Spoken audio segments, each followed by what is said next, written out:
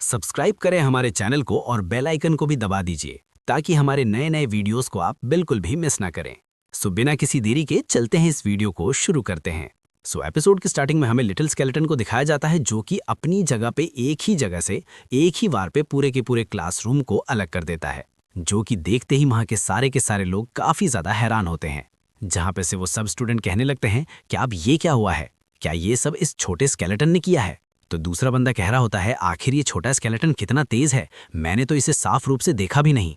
तो दूसरी तरफ यही हाउ ये सब देखते हुए काफ़ी ज़्यादा हैरान होता है और अपने मन में कह रहा होता है ये तो वाकई में काफ़ी ज़्यादा पावरफुल है, मेरा एक सिल्वर वाइपर की थंडर माइट भी इसके सामने कुछ भी नहीं है, ये तो काफ़ी ज़्यादा पावरफुल है।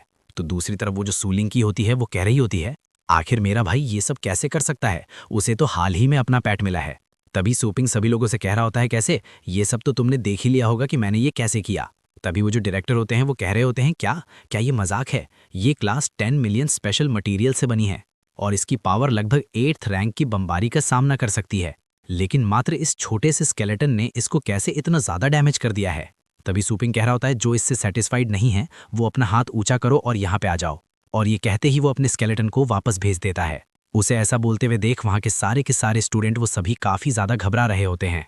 सूपिंग कह रहा होता है तुम सभी लोग अपना सर क्यों झुका रहे हो, अगर कोई बात नहीं है तो ठीक है, क्लास शुरू करते हैं, चलो अपना बुक खोलो और 45 पेज निकालो। और ऐसे ही सूपिंग उन सभी को पढ़ाने लगता है, जिसकी वजह से पूरी की पूरी क्लास वो सभी शांत हो जाते हैं और सभी काफ़ी ज़्यादा डरे हुए होते हैं। क्लास के बाद हम देखते हैं कि वो जो डायरेक्टर होते हैं वो सूपिंग को उसके शॉप में छोड़ने के लिए आए हुए होते हैं। सूपिंग डायरेक्टर से कह रहे होते हैं एक वाइस प्रिंसिपल विशेष रूप से एक टीचर को घर ले गए हैं, आप तो बहुत ही ज़्यादा पोलाइट हैं।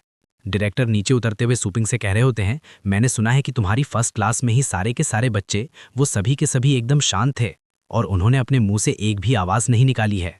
टीचर सूपिंग आप हमारे फैंग संघ के लिए बेस्ट टैलेंट हैं। तो उस प्रिंसिपल को ऐसे बात करते हुए देख सूपिंग अपने मन में कह रहा होता है आखिर इस बूढ़े को मुझसे चाहिए क्या, ये अपने दिमाग में क्या खिचड़ी बना रहा है। तभी सूपिंग के सामने चैन शैन आ जाता है और उससे कह रहा होता है बॉस क्या आप यहाँ पे हैं।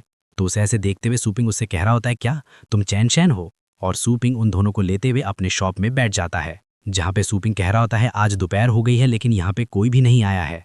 तभी चैन शैन कह रहा होता है यही मौका है, आपसे एक सीक्रेट बात करनी थी, इसलिए उन्होंने आपकी मदद की मांग की है, बेशक ये मौका ओंगजी के गायब होने की भरपाई करेगा। तो ये सुनते हुए सूपिंग प्रिंसिपल से कह रहा होता है वाइस प्रिंसिपल मेरे दोस्त ने कहा है कि एक लव में रोज को बताने के लिए कुछ सीक्रेट है।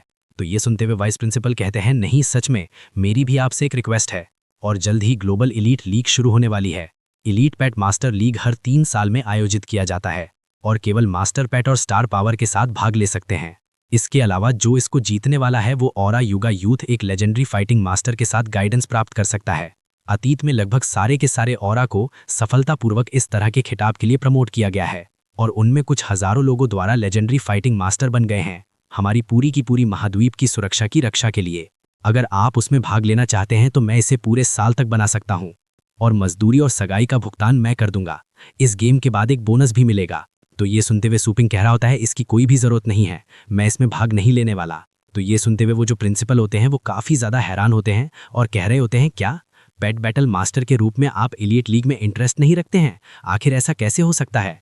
तो ये सुनते हुए सूपिंग अपने मन में कह रहा होता है मैं पागल नहीं हूँ, एक बुराई को जीतने का मतलब ये है कि पूरी दुनिया में ये जाना जाता है, मेरी वर्तमान प्रसिद्धि पैसा बनाने के लिए लगभग पूरी है, तो शायद मुझे मार्क किया जाता बड़ी प्रणालियों पर भरोसा करना अभी भी सुरक्षित है।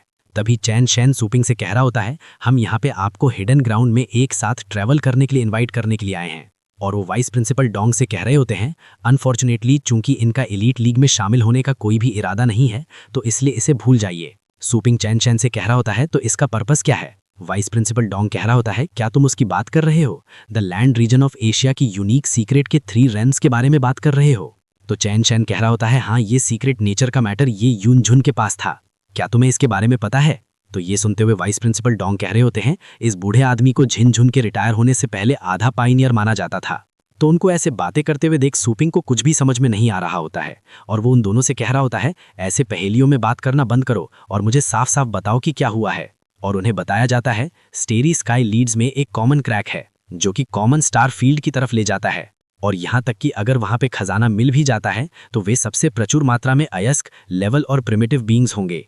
और amount long tie, well bone river और हॉटेज टॉम्ब, हॉटेज का मकबरा जो कि स्टेरी स्काई की 3rd क्रैक है, ऐसी सभ्यताओं का नाश हुए बहुत समय हो गया है अंदर खुदाई की गई आर्टिफैक्ट्स को काफी ज्यादा अनमोल कहा जाता है।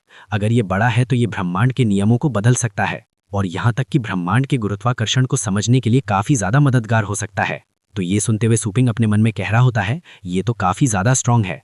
क्या ये कॉन्सेप्ट किसी दूसरे डायमेंशन से लिया गया है? तभी वो प्रिंसिपल डोंग कह रहे होते हैं, हालांकि ऐसे कई जानवर और अज्ञात संस्था हैं जो कि दुनिया में सीक्रेट रखते हैं।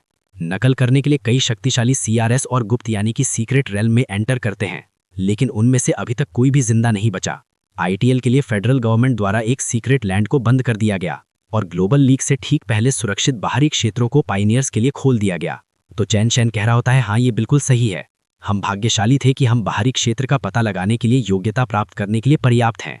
और ये जो आउटर जोन है ये secret realm of mount long tie होता है। चैन शैन सुपिंग से कह रहा होता है, ये बहुत ही ज्यादा बुरा है, तो इसके लिए हम एक साथी की तलाश कर रहे हैं और आप इसके लिए परफेक्ट हो। तो सुपिंग कह रहा होता है, हालांकि मुझे एलीट लीग में कोई भी दिलचस्पी नहीं है, लेकिन ये काफी ज्यादा शरारती भी है। तो उसकी बातें सुनते हुए उन दोनों को कुछ भी समझ में नहीं आ रहा होता है और दोनों ही कह रहे होते हैं, क्या आखिर तुम्हें क्या बोलना है? तो सुपिंग अपने मन में कह रहा होता है, माइंड एरिया में सब कुछ शामिल है और लॉन्ग टाइम माउंटेन की ये सीक्रेट रेल्म इनके बीच हो सकती है। क्या इन जानवरों और इन अनआइडेंटिफाइड ऑर्गन्स को एक अनंत व्यवस्था के चल के आसानी से पकड़ा नहीं जा सकता? और सुपिंग कह रहा होता है, नेचर सीक्रेट, लेकिन ये पहले से ही चिंता वाली बात है। और उसके कुछ समय बाद रात हो जाती है, जहां पे हम देखते हैं कि सुपिंग के स्टोर के सामने बहुत सारे कस्टमर होते हैं और वो सभी सुपिंग से जिद कर रहे होते हैं कि उनके पेट को वो पाले।